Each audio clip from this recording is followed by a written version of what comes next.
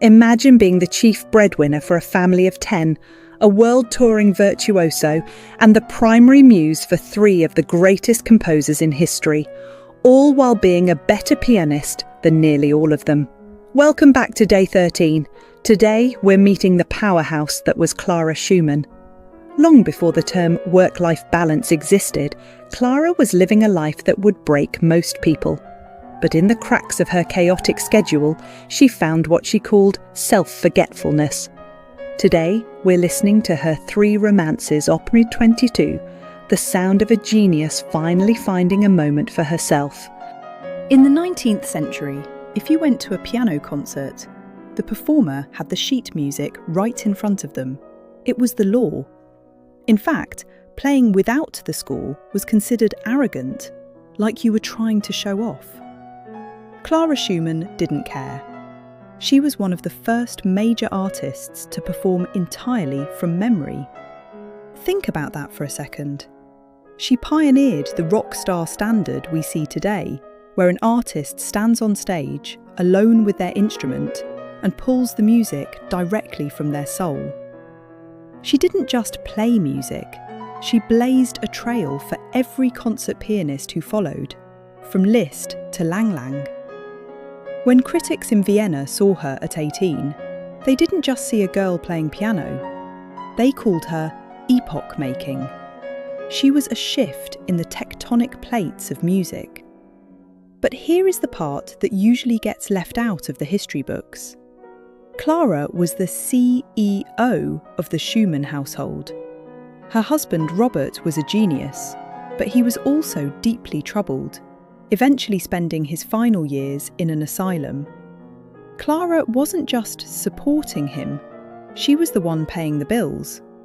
She went on grueling tours across Europe to keep the family afloat, while dealing with multiple cases of mental illness in her family and raising 8 children. She was a mother, a teacher, a muse, and a widow. She handled the business, the bookings, and the babies. So, when she spoke about self-forgetfulness through composing, she wasn't being poetic, she was talking about survival. For Clara, music wasn't a job.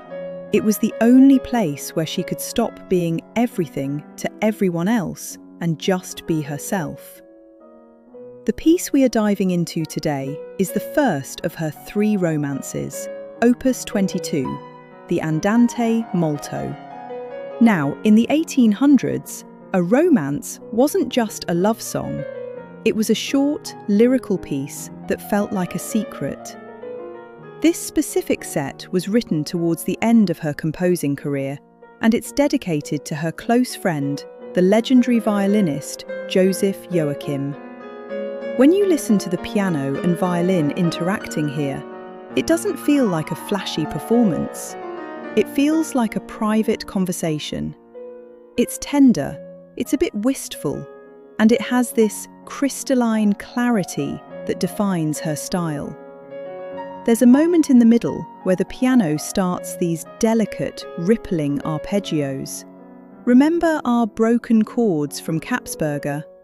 Here, they feel like Clara finally taking a deep breath after a long day of fighting for her family's future. Clara once wrote, "Composing gives me great pleasure. One lives in a world of sound." She only published about 20 solo piano works, but each one is a masterclass in emotional depth.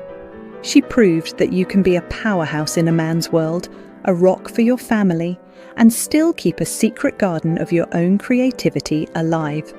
As you listen to the Andante Molto today, think of it as 19th century me time. It's the sound of someone finding peace in the middle of a storm. I've added a beautiful recording by Lisa Batiashvili and Alice Sarah Ott to our Spotify playlist. They capture that epoch-making spirit perfectly.